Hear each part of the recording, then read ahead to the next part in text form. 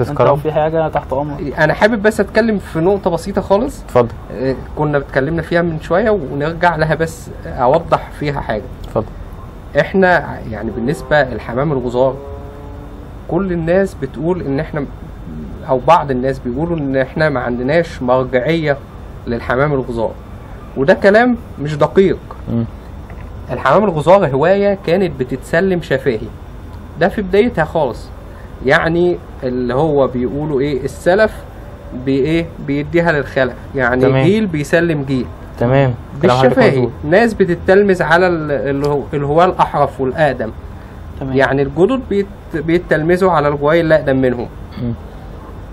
ومع ذلك برغم ان الهوايه شفهيه، لكن على مدى يعني تاريخ الهوايه وصل لنا بعض المراجع اللي هي يا اما مخطوطه يا اما مطبوعه. تمام.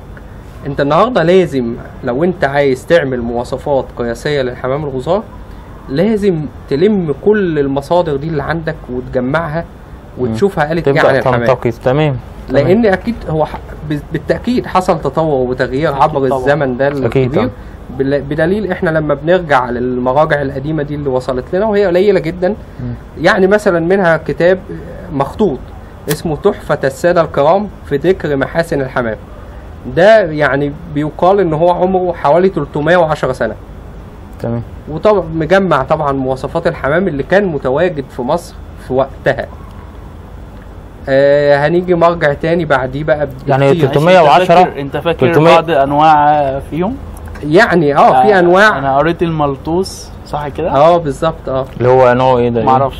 انواع حلبي ابيض، انواع اندثرت وانواع اسمها اتغيرت. يا باشا انت حضرتك بتتكلم في 310 سنه، يعني انت لو حضرتك رجعنا مثلا في كجيلنا مثلا كنا او جيل الثمانينات الحمام من الثمانينات لحد وقتنا هذا اختلف. يعني هقول لحضرتك ايه بنسبه 40% في اختلافات. في سنه انت بتتكلم من 300، يعني انت جايب اساس الاساس يعني. أي.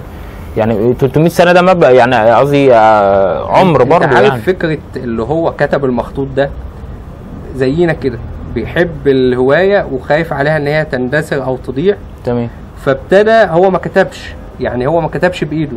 ابتدى يروح مثلا زي ما حضرتك كده بتعمل، مثلا بتروح لعمنا مثلا الحاج نجيب زقزوق ربنا يديله الصحه، عمنا الحاج ماهر حسين ربنا يبارك لنا في عمره. هو كان عمل كده. تمام. كان بيلف على الناس اللي هي بتفهم في الحمام في زمنه وابتدى يكتب عن المواصفات الحمام ده. تمام. هتلاقي بعد كده محاولات تانية. محاولة سنة 36 مثلا كتاب اسمه الحمام وتربيته للمهندس عبد الغني غنام. كتاب سنة 41 للأستاذ مصطفى صابر. فاتت بقى فترة طويلة وما تعملش حاجة، وطبعا تجربة قوية جدا، ويعتبر الكتاب ده هو أقرب توصيف للمدرسة الحالية المدرسة المعاصرة اللي هو كتاب المواصفات القياسية لحمام الغزار المصري.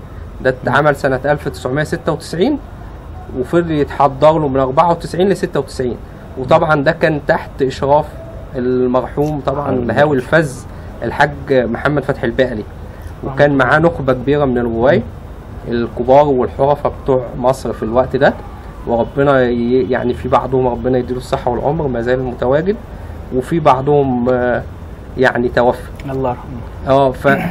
يعني احنا النهارده لما نيجي نتكلم على الوزارة لا في مرجعية، ولازم نرجع لكل المراجع القديمة دي ونحاول ان احنا هننقي منها افضل مواصفات موجودة، وهي دي المواصفات ان شاء الله اللي نتمنى تبقى مواصفات موحدة كل الناس تمشي بيها ان شاء الله. يعني انا بكتب كتاب، يعني بعمل اعداد لكتاب حاليا، بس هو بعيد عن المواصفات يعني. يعني ان شاء الله هنخليه برضو يبقى هديه برضو للناس. في حاجه تحب تضيفها يا استاذ محمود؟ لا بالنسبه مفيش، عشان وقت الحلقه كمان. احنا عندنا وقت الحلقه كتير، وكل سنه وانتم طيبين. بالتالي نص ساعه يا استاذ احمد. نص ساعه وزياده. هننزلها ان شاء الله لحضراتكم على جزئين. بتمنى التوفيق للجميع، والاستاذ محمود بصفه خاصه في الفتره اللي جايه بامر الله. وكان معاكم اخوكم محمد صلاح. السلام عليكم ورحمه الله وبركاته.